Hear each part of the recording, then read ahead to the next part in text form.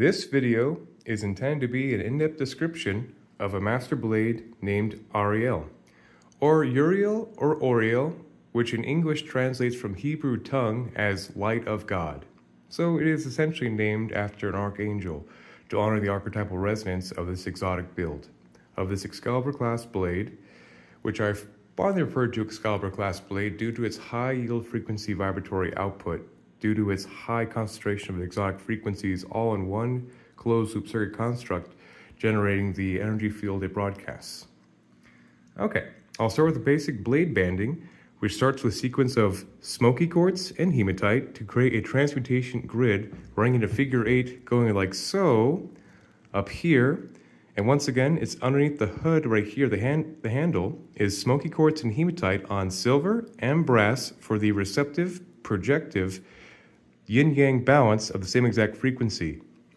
Going up to here, to this main blade band, which is rose quartz, rulated quartz, and kunzite, a lovely pink ray stone of lithium-based nature. So the combination sequence of the kunzite, accelerated and subcapacitated by the rulated quartz to intensify the frequency between each of the succession blade components, will accelerate the pink ray to a very high yield frequency.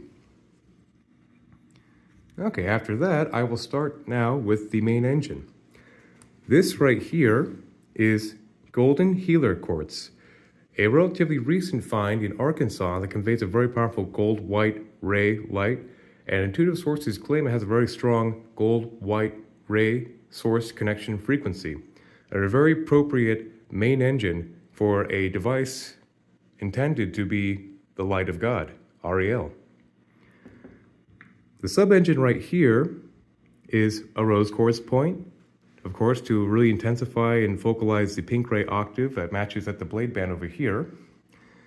And this is where it could take a while to describe all the intricacies of the main engine.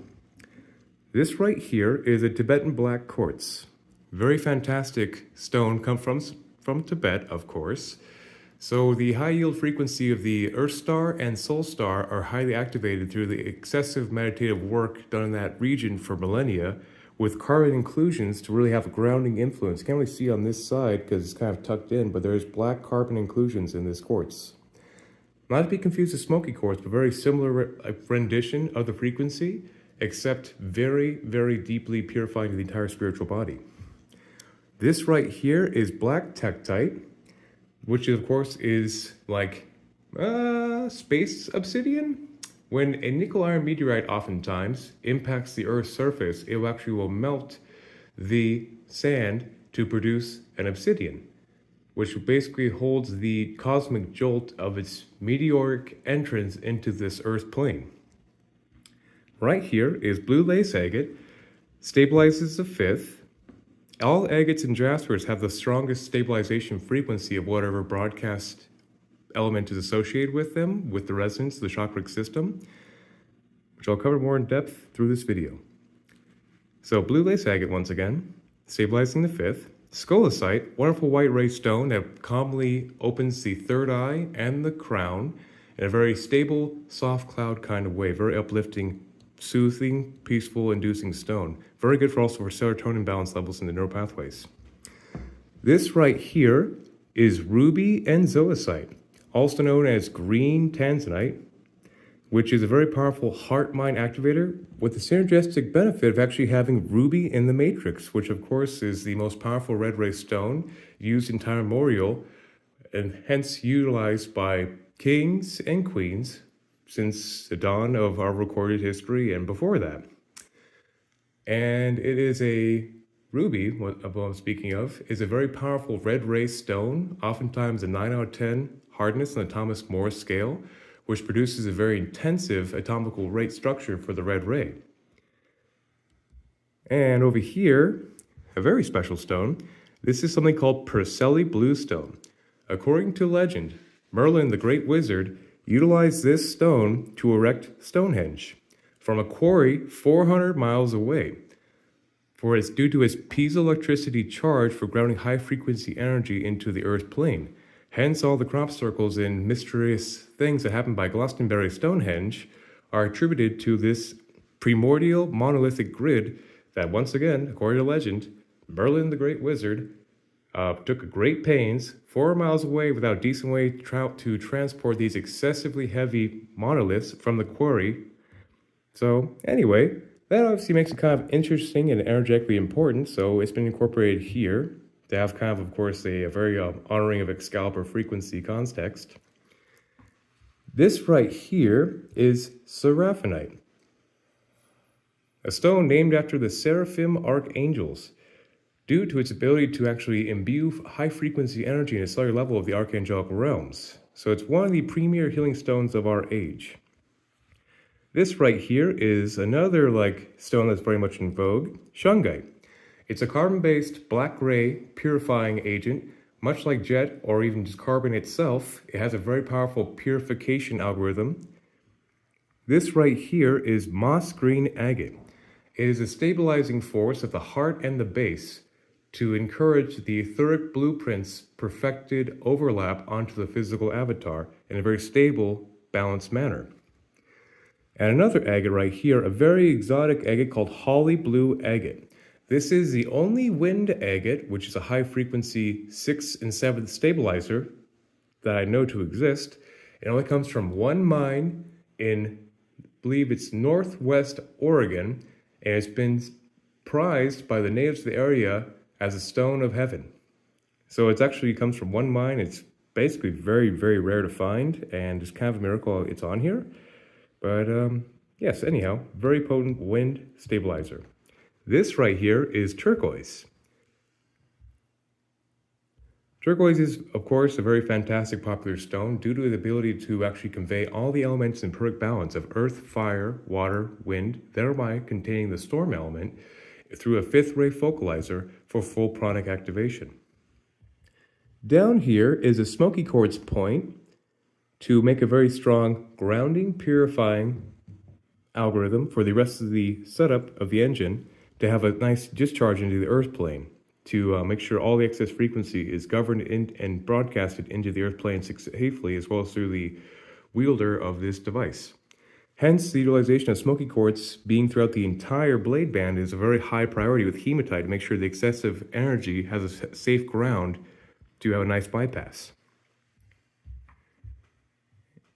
And flipping it over, this is actually a selenite bowl that broke from another project as a prototype that was luckily in my studio within reach for the perfected rounding of the bottom of the engine to bring a very nice continuity, as well as have another aspect of selenite, which of course represented up here, to purify predominantly the 6th and 7th, but actually does purify the entire energy body.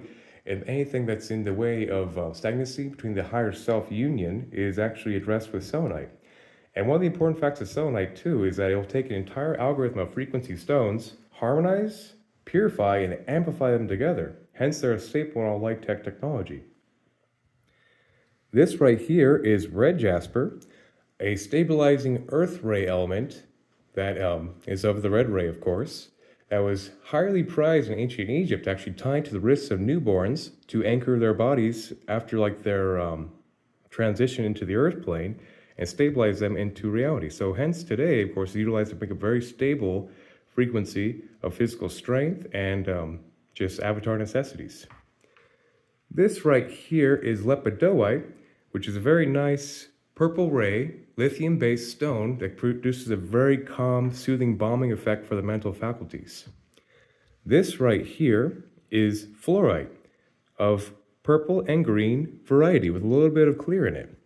This is also known as the stone of order in the mineral kingdom because it has the ability to actually basically stabilize frequencies and chaotic energies into cohesive pattern formats. So obviously with a high yield frequency broadcaster such as this, it's a very essential stone to really stabilize out and basically taper the rough edges of any chaotic frequencies that broadcast through the structure. This is an arcanite star cluster. Arcanite star clusters are fantastic for full light body activation because it actually has a calcium base, which is very clear into the energy system to run through the entire meridian system to purify any aspects that are hindering and containing negative effects on the physical body as well as emotional, mental, spiritual, as a stone of liberation from like previous existing patterns of maladies manifesting. This right here is fire agate. Once again, another stabilizing element of, this one is of the fire perspective. Try to get the focus right. It stabilizes and stimulates the base, sacral, and solar plexus, thereby stabilizing the lower three chakras, which is very important in high spiritual work because people tend to neglect the lower three aspects of the physicality of the avatar due to their spiritual questing needs. So this is a nice backup to have like that vibration to stabilize and very much in the body experience. Okay. This right here is fulgurite. That is when lightning strikes sand and petrifies it, which carries that intense lightning jolt energy into a stone format. So the intensity of lightning is literally recorded and captured in sand oftentimes to make like a silica resonance to actually hold the frequency of lightning, which is very powerful for any kind of shamanic work used in primordial times to intensify the prayers back to the divine, to have the messages received and heard. So, of course, it's a very intense focus to have in a broadcast to intensify any prayers through the apparatus through lightning speed. This right here is petalite, another lithium-based stone, very soothing and balming. It is actually of clear variety, so it has a very nice clearing crown effect and very calming to the mind. This right here is locality of Mount Shasta serpentine with a little bit of nephrite jade grown into the matrix. This is a very underrated, amazing stone. Actually, the gemstone, the state stone, not the gemstone, but the state stone of California, because its prevalence here. And it has a very nice, actually activating effect for the Kundalini centers, despite its humble appearance, actually is quite potent. So it's very good for site respiration, as well as full light body Kundalini activation. This right here, another locally sourced stone from the Shasta area, is obsidian. There is a mountain not too far from where I live that actually has a ginormous deposit of obsidian on an entire mountain. The locals call Glass Mountain.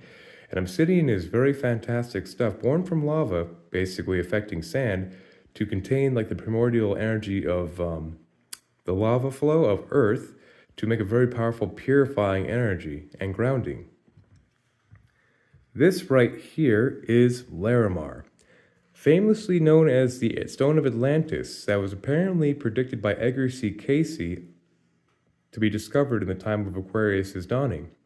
This stone right here was only discovered in, I believe, 1982, and it only comes from one place called the Dominican Republic.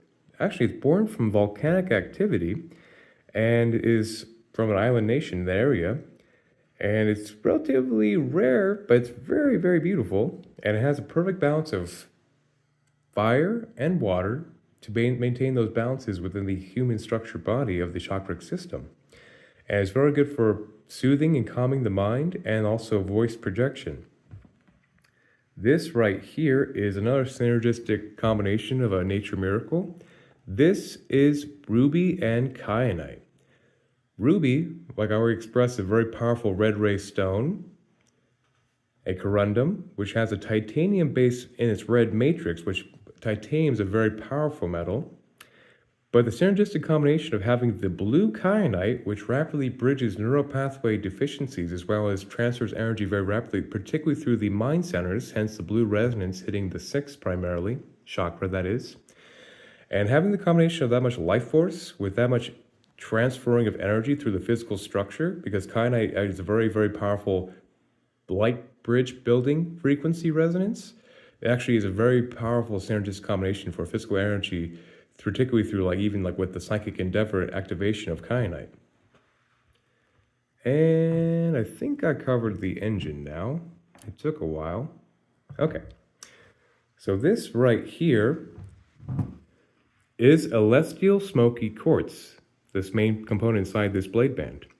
It's an essential dimmer switch, if you would, for a high yield frequency broadcaster tool of this nature, to actually intensify or diminish the frequency based on the appropriate timing on the discernment of the the wielder's highest self at any given moment. So anytime like the blade's being cranked up for utilization of broadcast purposes, it will adhere and maximize the frequency without burning out. It's very much a safety measure as well as a auto-regulator for whoever is wielding the blade. Very essential, in my opinion, when it comes to high-frequency broadcast components of this nature. So we got that covered, auto-regulator. So of course, to augment that aspect, this right here, if I get the focus correct, dang it. This right here is something called healer's gold, which is a synergistic combination of iron pyrite and magnetite. It has a very powerful regulation effect on the physical body to adhere to, come on, focus.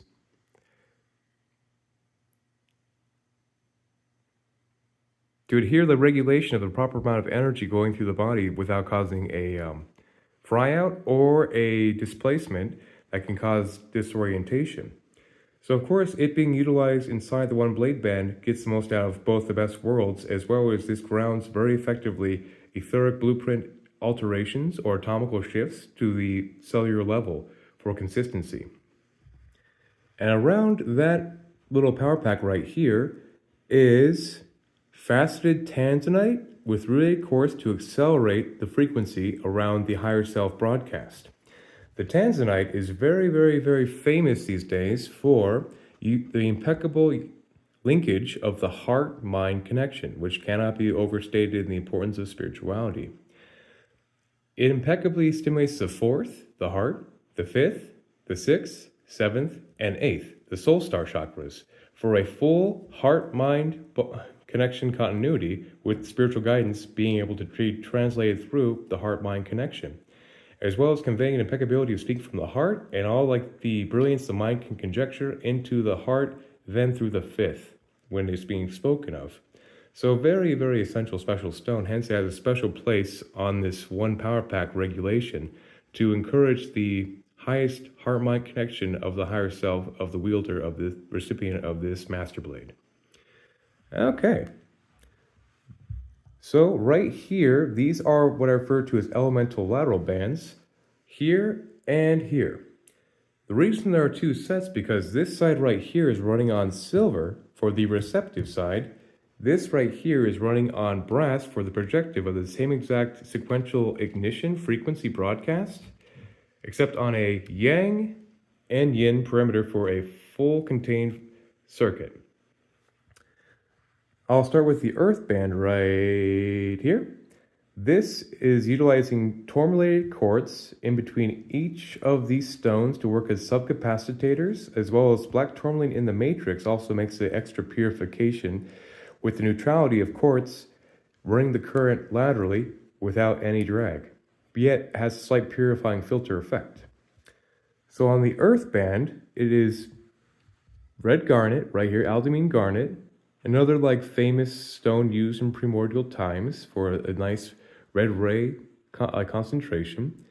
Red jasper once again, and ruby once again, with tourmaline quartz in between all of them, which successfully conveys the earth elemental frequency.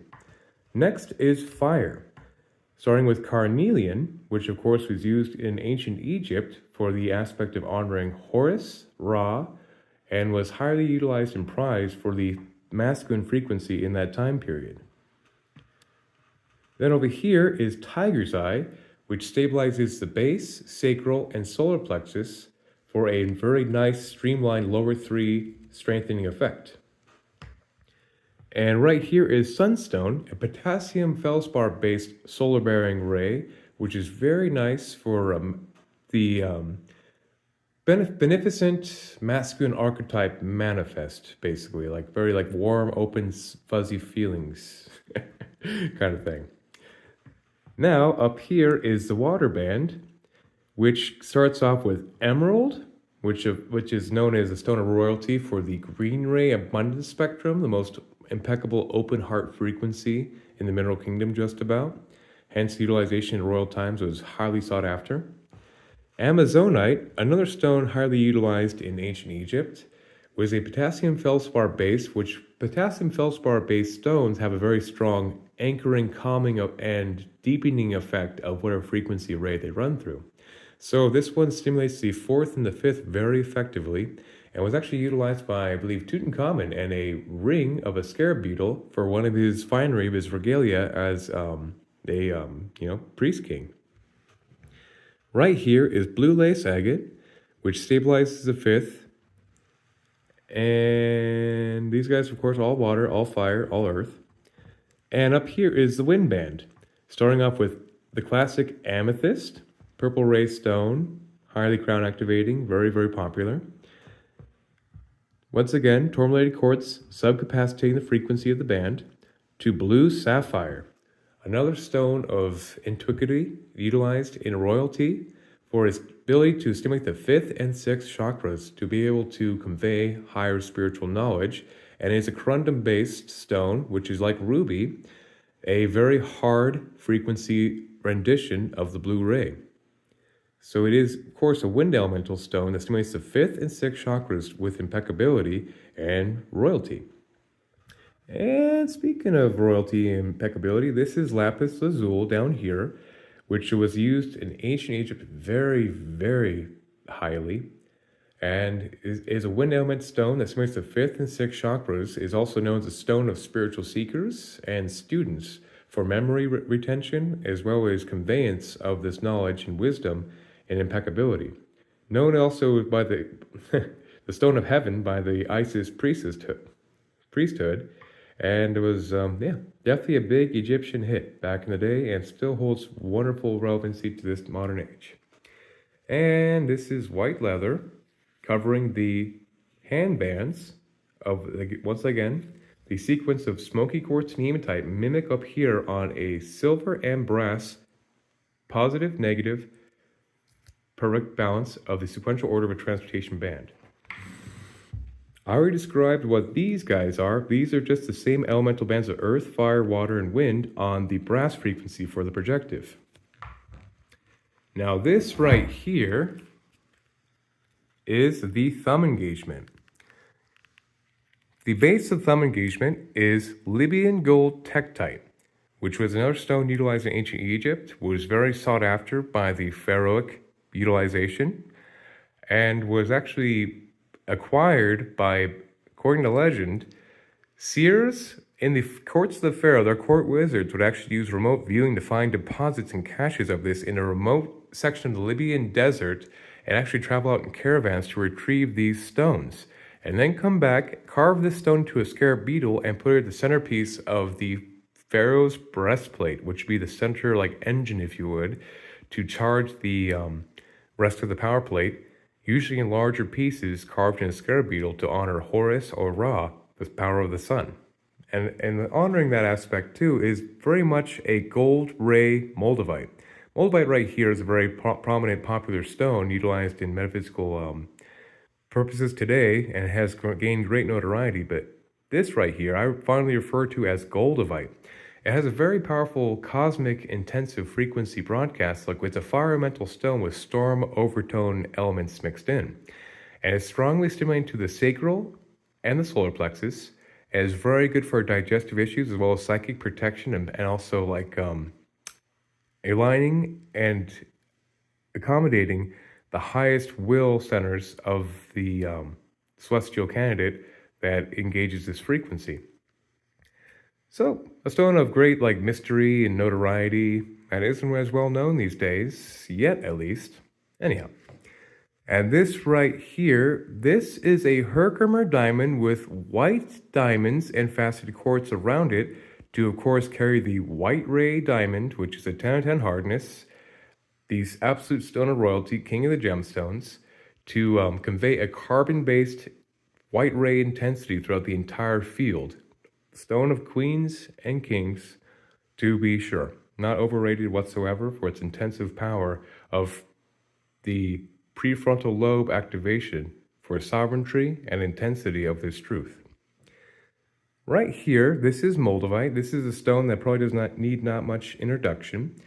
This stone is very popular, and it is very, very potent, very, very high frequency green ray space obsidian, if you would, or some scientists are actually on the fence of where its actual origin is, but apparently it touched down here 14 million years ago, And a very fun fact, according to legend, this stone in a large variety is in the pommel of Excalibur.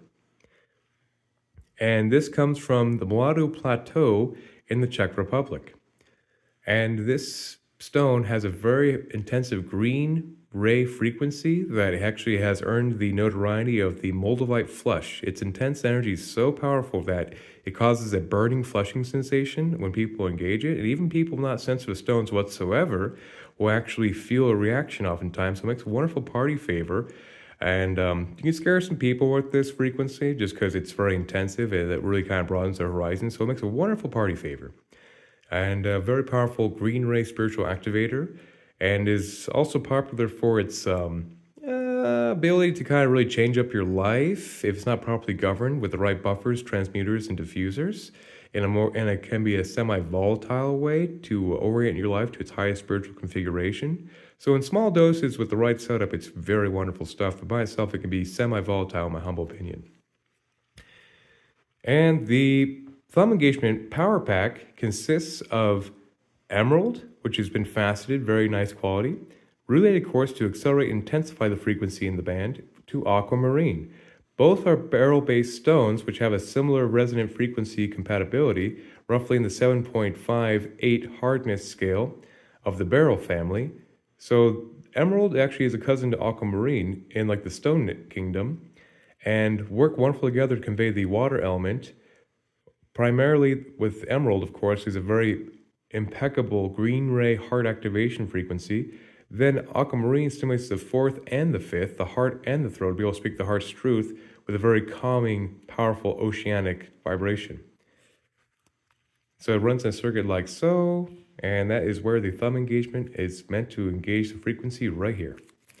On the flip side right here, back to the Excalibur legend, this is nickel iron meteorite. According to legend, Excalibur actually was forged, utilized nickel iron in its matrix for its cosmic celestial power. So of course it's a meteorite, so this is actually a extraterrestrial stone that is mounted on this device inside a power pack of Auralite 23, which is known as the Stone of Miracles, comes from one cave on the Canadian-American border, and apparently is the oldest proper crystalline structure in existence, touted to be over 1 billion years old, and it is a version of amethyst that actually has 23 different mineral compositions. If I state them all right now, that might take another 5 minutes by itself, but of course, amethyst, coxolite, related quartz, smoky quartz, gold, copper, silver, and there's actually 23 different minerals in this one amethyst structure. Very fantastic stuff. And this blade band right here is being subcapacitated with tourmalated quartz, which of course is the quartz with black tourmaline in the matrix to further neutrally accelerate and program the frequency broadcast through the lateral band, as well as make a purification black ray algorithm inside the structure as well. Okay, moving on. This right here is Tiger's Eye with a blade band of peridot, seraphinite, and diopside in a sequential circuit with a clear quartz in the middle. This rendition of this side right here is on brass, running into a lepidoite, purple ray, lithium-based calming stone, into Larimar, the blue ray calming stone of basically the frequency of serene energy broadcast. On the brass spectrum, on the inverse right here is the exact same frequency output, yet on silver. So the continuity of the projective and the receptive, positive, negative, is perfectly balanced on the blade face. And under here is black kyanite, which is very effective for bridging any etheric energy into the earth plane through the earth stars of the wielder of this device for a constant calibration, if you would, to bridge excess energy into the earth plane at a very rapid rate to make it as smooth and clean as possible for transferring energy into the earth plane. Right here is orange kyanite, which of all kyanites make a very rapid energy transfer through the entire meridian system, or auric field torus, if you would. And orange kyanite focuses on the sacral creativity of the highest self-continuity of the soul capacity's creativity into this world. Right here is green kyanite. They're of course mirrored on both sides of the selenite right here. Green kyanite rapidly bridges the heart to the heart of creation very quickly. So it really is very fantastic for quickly bridging gaps between the heart centers, particularly if you're speaking to somebody. Any kind of aspects of divisitory consciousness are rapidly bridged by this construct concept. Same with here with blue kyanite. This focuses on the psychic centers of neural pathway deficiencies, as well as rapid transfers of energy through the third eye, if you would, or left and right hemispheres, to minimize and mitigate inner talk and misfiring of the left and right hemispheres to make a proper bypass to the third eye, prefrontal lobe activation, so that whole brain thinking is encouraged and achieved. Down here is titanium aura quartz, which is pressure-coated titanium on a quartz point, which is a very powerful metal for running energy through the entire meridian system and making it a continuity of invincibility, if you would, through the entire morphic field of the recipient wielding this construct. This right here is a clear quartz to make a neutral acceleration of a subcapacitation of the entire broadband as a whole. And going into aqua aura quartz, this is actually gold pressure coated on a Tibetan black quartz that makes a wonderful aquamarine-esque soothing blue-ray frequency broadcast. So I'm pretty sure I covered all of the components of this blade. There's a good chance I might have forgot something due to all the excitement. But anyway, if you made it this far and saw this whole video on the blade named Ariel, Light of God, I congratulate you, because that's a long half hour for me to be talking about one construct. But as everybody can tell, anybody watching this video, this is a lot of ground to cover because it's very exotic and very jam-packed full of action. And of course, all these different frequencies are grounded to one singleized primary wire right here, consisting of copper, brass, and silver for the projective receptive earth bandwidth metal frequencies, and everything is grounded into this primary wire to make one contained closed-loop circuit frequency broadcast. And once this video is concluded, I will be installing a hood right here of white leather with this dragon right here for the recipient to have seraphonite further blade banded around here on top of the hood, if you would. And that will be the completed structure of the Ariel frequency. Well, to whoever watched this, 1,000 blessings. May the force be with you, and have a very, very good day. Aho.